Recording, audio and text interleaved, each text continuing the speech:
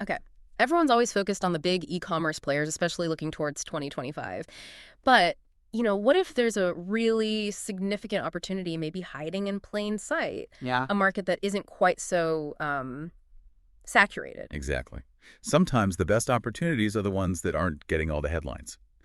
We've been digging into Amazon Singapore, and honestly, the signs are pointing to it being a really promising spot for sellers next year, both new ones and established businesses. Right.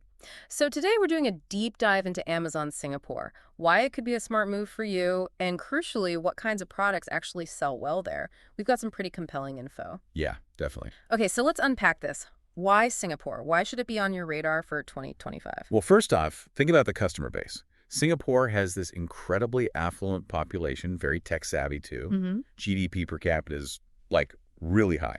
That means real purchasing power. Plus, they're super connected digitally, mostly mobile first. And the key thing is, online shopping isn't new to them, it's the norm. They really appreciate high-quality goods, imported stuff, trusted brands. That makes a lot of sense. High income, comfortable online. Sounds like a receptive audience. Now, you mentioned something about competition being lower. That caught my attention. Yeah, and this is a big plus. Compared to, say, Amazon US or UK, Amazon Singapore is definitely still in a growth phase. It's not quite as mature, So less crowded. pretty much. Hmm. For sellers, that means if you optimize your listings properly, you've got a much better shot at getting seen, gaining traction faster.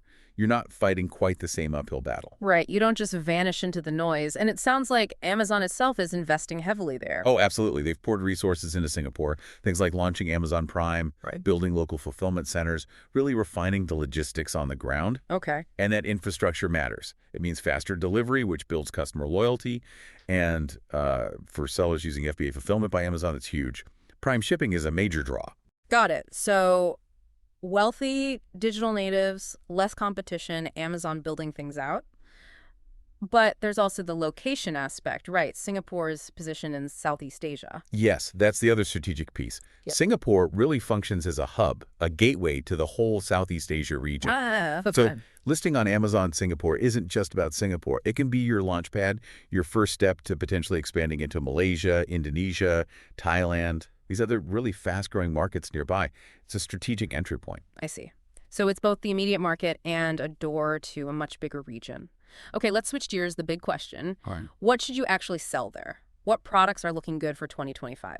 Let's start with health and personal care. Yeah, this category is really strong in Singapore. Mhm. There's a huge focus on health and wellness. Mm-hmm. So think supplements, immune support, probiotics for gut health. Collagen is popular too. Skin care, especially anti-aging serums, does well.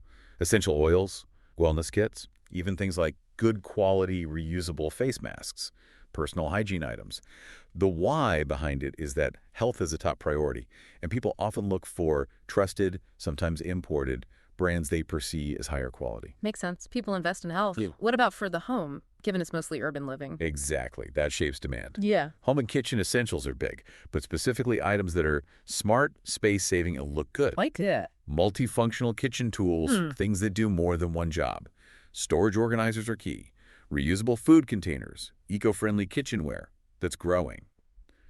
And aesthetic home decor items, too. Right. It all comes down to that compact urban lifestyle. People want minimalist, functional things that don't take up too much room but still look nice. Got it. Function and style for smaller spaces. Now, Singapore, it's his tech hub, so tech accessories must be a safe bet. A very solid bet. It's a market full of early adopters, always looking for the latest gadget accessories. So things like quality wireless earbuds, good phone holders, charging stations, USB-C hubs are essential now. Laptop stands for ergonomics, screen protectors, webcam covers for privacy, Yeah. even stylish smartwatch fans. Smartphone and laptop use is sky high, so there's just this constant demand for new quality tech accessories. Makes perfect sense. Okay, what about families, baby and maternity products? Yes, definitely growing market. You've got more young families, lots of dual income households. Right, so convenience is key. Exactly. So demand is high for things like organic baby wipes, gentle lotions, comfy swaddle blankets, practical baby carriers, feeding accessories, also prenatal vitamins, maternity support belts. Parents there really prioritize safety, quality, and convenience, and buying online, often in bulk, just fits that need. I can see that. Now, fitness, post-COVID wellness habits seems sticky everywhere. How's that playing out in Singapore? Very much so. The focus on wellness is strong. So fitness and wellness gear is doing well. Think yoga mats, resistance bands for home workouts. Mm. Adjustable dumbbells are popular because they save space. Mm. And things for recovery, too, like posture correctors, massage guns. People are definitely investing in home fitness setups. Okay, another solid trend. And what about sustainability? Is that catching on? Yes, increasingly so. There's a definite shift towards eco-consciousness. Good to hear. So eco-friendly and sustainable products are gaining traction. Things like reusable straws, cups, cutlery, biodegradable cleaning supplies, even compost bins, eco-friendly storage bags. Right. And what's interesting is that searches with green keywords are converting well. It shows consumers are actively looking for these options. That's really positive. Okay, one more area, niche hobbies, lifestyle products. Yeah, this connects to the work-life balance idea. Even in a busy place like Singapore, people value downtime, hobbies, mindfulness, especially millennials and professionals. So what kind of products fit there? Things like board games, card games for socializing at home, craft kits, DIY supplies, nice stationery planners, even things like digital detox tools, encouraging people to switch off. Interesting. So a real variety of opportunities. Now, if someone's listening and thinking, okay, I'm interested, any pro tips for actually succeeding on Amazon Singapore? Definitely a few key things. First, localization is critical. Use UK English spelling in your listings. Include metric measurements. And try to tap into those Singaporean values: efficiency, minimalism, health. Right. Tailor the message. Second, seriously consider using FBA Singapore. That faster prime shipping is a huge advantage. It really drives conversions. Makes sense. Third, optimize for mobile. Most shopping happens on phones there. Your main image and title need to grab attention instantly on a small screen. Crucial point. And finally, social proof. Good reviews matter a lot. So maybe plan a small PPC campaign at launch. Have a strategy to get those crucial early reviews. Okay. And actually, for more detailed strategies on product launching, checking out resources like amazonproductlauncher.com.au could be really helpful for sellers. Right. They cover a lot of this ground. Great tip. Okay, so wrapping this up, it really sounds like Amazon Singapore in 2025 is maybe one of those hidden gems in e-commerce. I think so.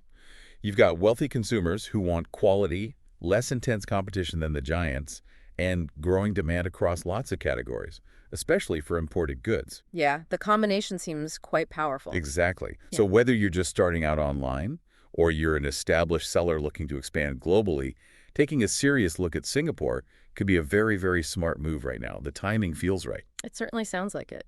So maybe final thought for you, the listener, to mull over. Considering these product trends and what we know about Singaporean shoppers, what unique value could your product bring to that specific discerning market? That's really the question to start with.